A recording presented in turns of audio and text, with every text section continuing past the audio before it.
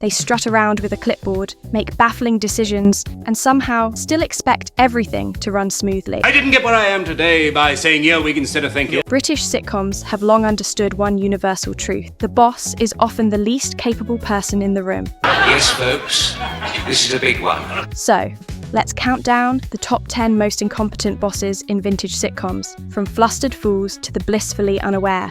Oh, I'm terribly sorry. As the man in charge of Fenner's fashions, Mr. Fenner often found himself at odds with his staff while trying to keep the factory humming along. If you think that I made too hard a bargain, then I'll make it 160. Instead, he spent most of his time being shouted down by a group of seamstresses who ran rings round him. Every workplace dispute ended in a walkout, usually led by Miriam Carlin's Paddy with a shriek of, "Right, everybody out!" Let's be honest, the only thing he managed was mismanaging. You bring that chair down here, and I'll take this chair up there. Mr. Cromwell was headmaster in name, but you'd be forgiven for thinking he was just an elderly man who wandered into the wrong building and stayed out of politeness. No, Norman, I was just putting it away. No, sir, you can't fool me. While chaos reigned in the classrooms, he stayed firmly behind his desk, sipping tea and peering over his glasses. Pictures with verses underneath, like, Incy Wincy Spider! A gentle soul, yes, but more use as a paperweight than a leader. It's not locked. No, it doesn't lock. We got it cheap. Running a holiday camp isn't easy, especially when you haven't got a clue what's going on. Hello, oh, that's better. Mr. Fairbrother tried to keep order at Maplin's, but let's face it, it was Gladys Pugh doing all the actual work. And 120 light bulbs. Oh, Lord. You don't think Ted's running a stall in the market, do you? Then came Clive, all charm, no clue. You get me out of this, Ted, and I'll give you £500. Hopeless, the pair of them. Hello, Gladys. Everything under control? The man with ears big enough to pick up Radio Luxembourg, Mr. Rumbold, tried his very best. The team manager has had no right whatever to stamp on Mr. Humphrey's toad in the hole. Unfortunately, that was never quite enough. That just leaves one thing further to clear up. What is that, Mr. Rumbold? Oh, the cooked goose. He was endlessly confused, constantly apologising. Let's start again. You put your finger up Mrs. Slocum's nose. And forever being outmanoeuvred by his staff. Whether it was Mrs. Slocum's cat or Captain Peacock's passive aggression, Mr. Rumbold never stood a chance. A true figurehead in the decorative, completely useless sense. I intend to take a very firm stand on this, sir. Well, you'd better sort it out, Jug-ears. I didn't get where I am today. No, CJ, and we're still not sure how you did. The boss of Sunshine Desserts was a master of corporate gobbledygook and motivational nonsense. Just the two of you. You'll return a different man. That's what Mrs. CJ and I do, and we return different men. He barked orders, forgot everyone's names, and spoke in platitudes. What's it like to have Reggie for a boss, eh? Incredible, CJ. There you are, Reggie. Straight from the horse's mouth. A man so lacking in self-awareness, he made Reggie's breakdown seem like a perfectly reasonable career move. Some crank.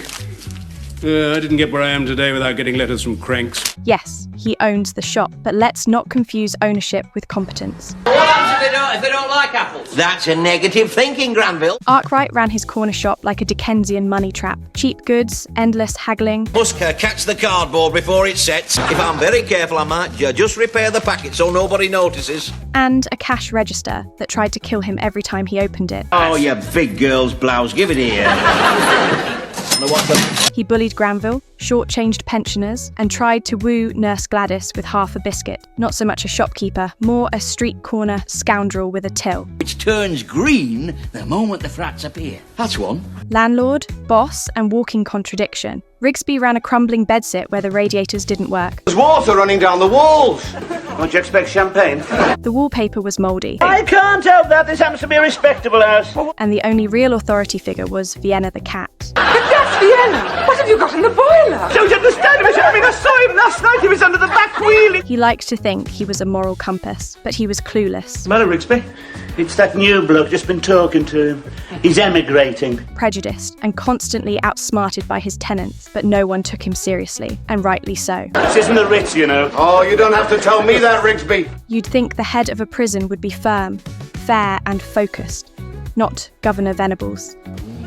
The mood is that strong. Oh, yes, son. Getting stronger every minute, son. He was polite to the point of being powerless. Don't mean Evans, I mean here. Here, sir?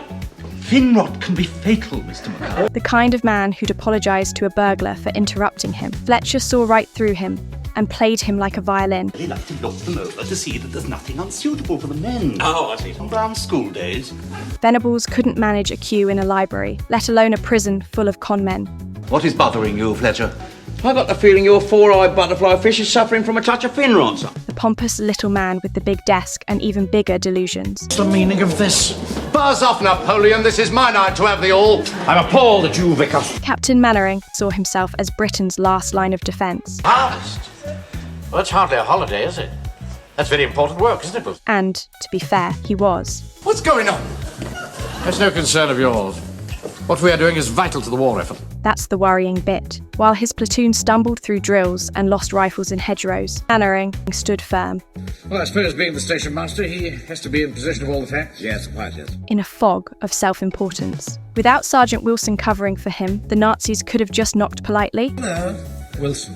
How many times do I have to tell you not to say hello on the telephone? There was never any doubt. Basil is the gold standard in incompetent leadership. There is too much butter on those trays. He's rude to guests. I mean, today, people just... Yes, I'm coming, wait a moment. Physically violent to staff and constantly teetering on the edge of a full breakdown. What did you say it was? Dirty rat. How long ago? Oh, about 2 minutes ago.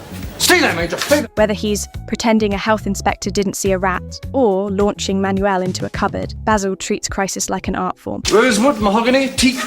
Beg your pardon. What would you like your breakfast tray made out of? And yet, somehow, Fawlty Towers remains open. A miracle. Or Sybil's doing. Probably Sybil. You never get it right, do you? You're either crawling all over them, licking their boots, or spitting poison at them. So, next time your boss forgets your name or sends you a spreadsheet in Comic Sans, remember, it could be worse. You could be working under Basil, or Rigsby, or anyone on this list really. Like, comment, and subscribe if you've ever worked for someone who made Mr. Rumbold look like Alan Sugar. And don't worry, you're not alone. Feelings are running high. I think we should all calm down. Ah, shut up, jackears.